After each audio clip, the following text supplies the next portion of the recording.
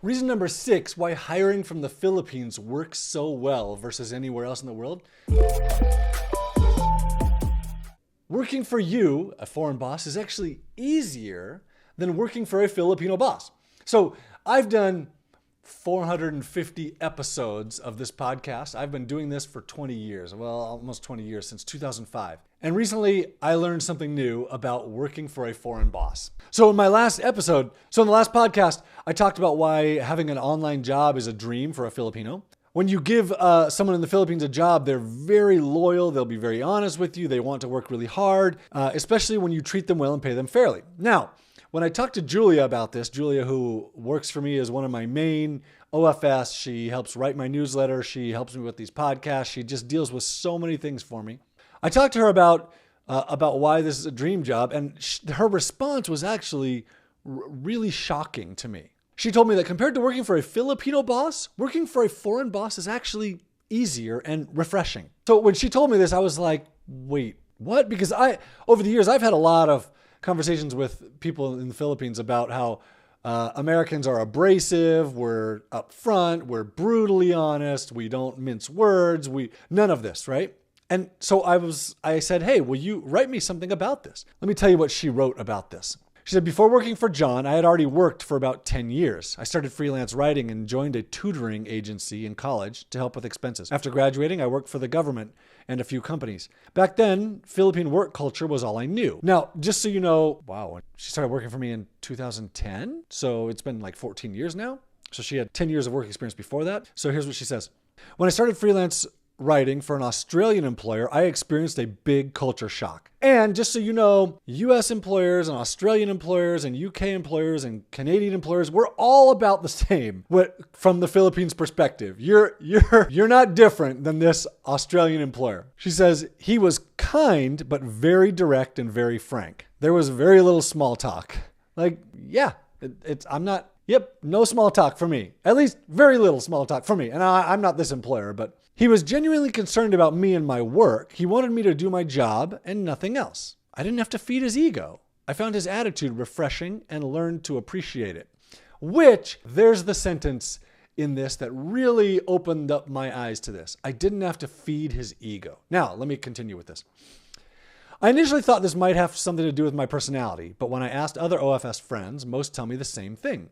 Once they get over the culture shock, they find foreign clients and employers easier to talk to. Now, that culture shock is that we just want you to do your job. We're going to give you instructions. We're going to be frank with our feedback. Like, you did this wrong. Why'd you do this wrong? What are you thinking here? Where in the Philippines, okay, so I'll just keep reading her thing and you'll understand why she was so shocked, why they're so shocked. Working with Filipino bosses involves a lot of small talk and ego stroking. We worry about how we say things because a Filipino boss might get offended.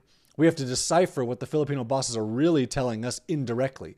We have to laugh at their jokes and listen to their long-winded stories during meetings.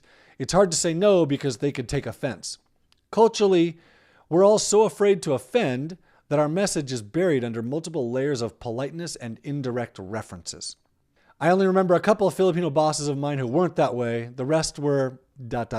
challenging. So if given a choice between going back to a regular job and staying as an OFS, the benefits, working from home, no commute, better pay, less stress, way outweigh the cons. So my advice to you is to be the dream boss. Now let me tell you, let me go into some details here on some of the things she says. Working with Filipino bosses involves a lot of small talk and ego stroking. So look, this is partly why Filipinos are so good at the hospitality industry, because they're really good at suppressing their upset feelings, their meanness, whatever it is. And in hospitality, that's a really, really important piece of it. If you're a nurse, yeah, you want to have really good bedside manner. If you're working in a hotel, you want to treat people really, really well, even when those people are jerks, which Filipinos are really good at that.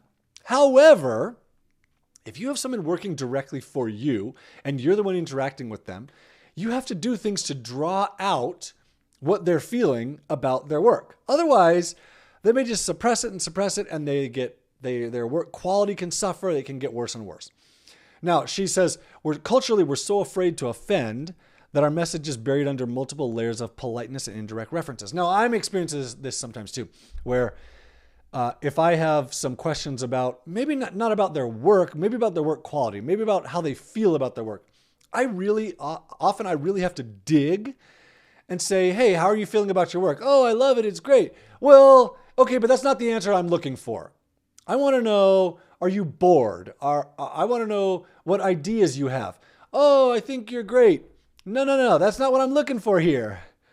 I want to know exactly what you think about this thing that you're doing.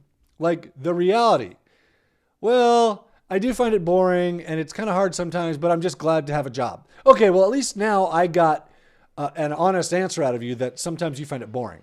So just understanding this, that Filipinos typically, they are not upfront. They're not confrontational. They don't want to bring it out because their culture is, oh, you have to be friendly and don't offend someone. When you go into this, you know, okay, like this is how they're going to behave.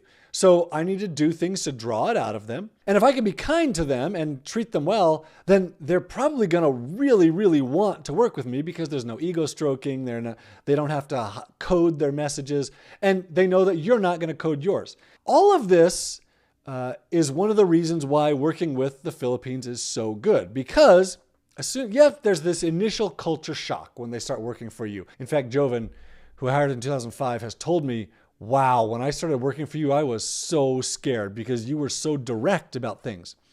But after a few weeks, I realized, oh, this is just how he is. He's not mad about anything. He just wants me to do a good job. And once they realize that, then they really do just want to do a good job for you because it's easier to work for you than it is for a local boss where they have to bow down and they have to do all this weird stuff. Well, it's not weird to them, it's weird to us. So at the beginning of the episode, I said this is reason number 6 why it's so good working with a Filipino. Other reasons include that they're honest, and I'll go into these on another episode. Honest, they're super loyal, they're very hardworking, they speak American English, they're not entrepreneurial. There are other reasons why this works super well. Those are 6 of them. And think about this. In the US, when we hire people, we do everything we can to keep that person. We pay unbelievable amounts of insurance and time off and benefits just to keep that person working for us. Well, here's what Julia says. I mean, the very end of this. So if given a choice between going back to a regular job and staying as an OFS, the benefits, working from home, no commute, better pay, less stress, way outweigh the cons. Which means if you treat people well, they'll work for you for a really, really long time.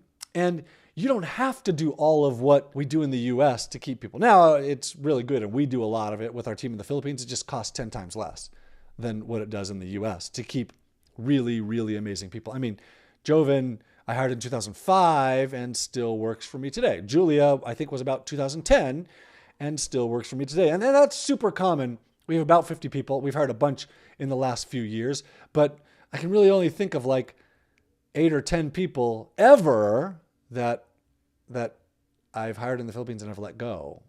It's just not, it's not that much. And part of that's because I'm a good boss. I mean, I don't want to toot my own horn, but I've been told by them I'm a good boss. I treat people well. I treat people fairly. Yes, I'm direct, but they really want to work for you, which is such a big thing as a small business owner when you get people who are loyal and hardworking and they want to work with you. And that's why hiring in the Philippines is so much better than other countries around the world.